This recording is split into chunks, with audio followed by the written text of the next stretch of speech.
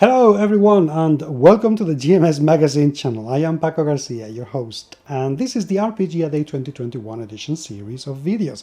This is an initiative that was started by Dave Chapman, Mr. Autocratic, 8 years ago, and that means that we are going to be talking about role-playing games every single day during the month of August. And when I say we, I say the plethora of people who are doing videos, blog posts, Facebook posts, Twitter feeds, everything going on over this month, and you should really take a look at because some people are coming up with some fantastic material. But before you do that, watch this video. Today we're going to talk about a very tricky subject: safety and limits.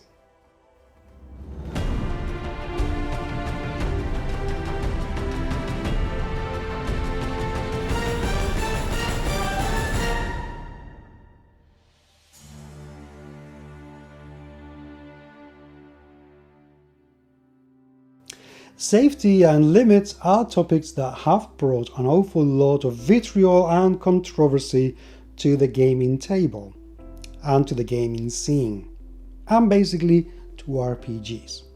Why? Not because I don't think that there is anybody out there who doesn't want to have a safe environment to play RPGs on.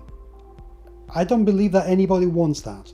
And if you want to have an unsafe environment to play RPGs on, okay, then play RPGs in a shark-infested beach in the water. That's unsafe. That would be very, very unsafe. Or, I don't know, play RPGs in the middle of a massive crowd without masks in the middle of a pandemic. That isn't safe either. Don't do it. Okay? Everybody wants to play role-playing games in a safe environment, in an environment where they're going to be able to play their game without being interrupted, without being bothered, and just expressing themselves. That's all we want. However, what some people consider to be safety or not is a different matter altogether. And that is probably where the whole controversy and the whole vitriol come from. There are some things that I consider to be safe for me that are not safe for other people. Now, the difference between me and other people is that I understand, or at least I try to understand, that those people who don't consider so-and-so to be safe, they do it for a reason. And I don't see the point in imposing my level of safety over anybody else, because I don't want to break the fun they're having. That's just me. That's just me. However, I understand as well that sometimes that level of safety cannot be achieved if you want to reach certain level of experience. And I'm going to give you an example. Okay, one of my games, and I think I've mentioned this in the past, I play in Complete Darkness. It's an adventure that takes place in a series of tunnels, and to add immersion to the experience, I tend to play that adventure in a complete dark, pitch black room, and the only light that the players are going to have are the screens in their mobile phones. That's all they have. Nothing else. To look at their character sheets, to look at the dice, to look at everything, and if they run out of battery, that is it. Done. During that adventure, I also have a strobe light that I use to present some photographs in a way that can be really scary. By the way, if you're hearing some noises, some of my neighbors are doing something I don't even want to know what it is. Sorry about that. We'll try to make sure that that doesn't bother the video too much. Anyway, so there are some jump scares.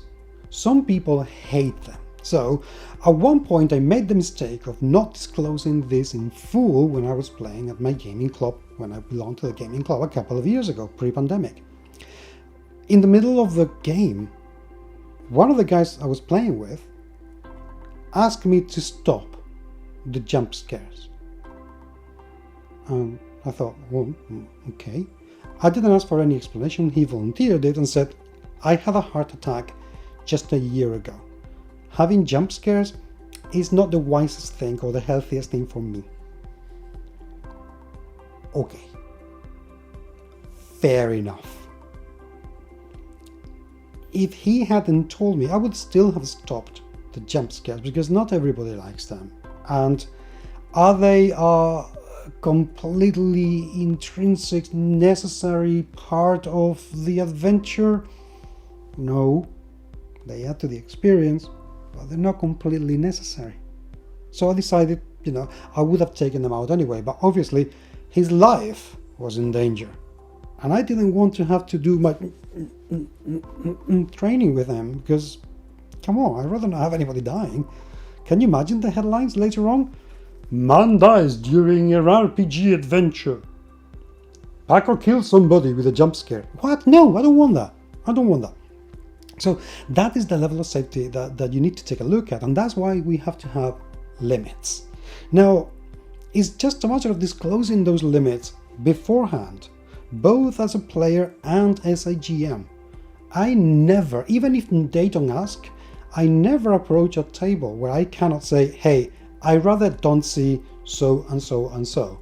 Or where I can say, hey, if I see so and so and so, I am likely to reply and react like so and so and so.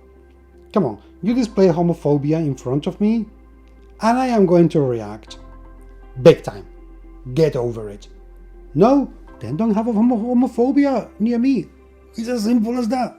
Done. Done. And believe me, if that homophobia includes transphobia, I'm going to jump even harder onto you. Way harder. Because that really pisses me off. Like, big time. So we have to have some limits. Naming those beforehand can avoid an awful lot of conflict. If you are the GM and you have some necessary tools that you want to use in your adventure, like darkness in my case for instance, you must disclose that. That is it. That is it. And then people can decide if they want to run away from the table or not. But that level of safety is something that I think we can agree everybody should have. Both as you as a GM, so you don't find something later on that you, oh damn, I thought I was safe doing this, saying this, acting like this. And it so happens that you weren't because somebody there who wasn't safe with you behaving like that either has a conflict.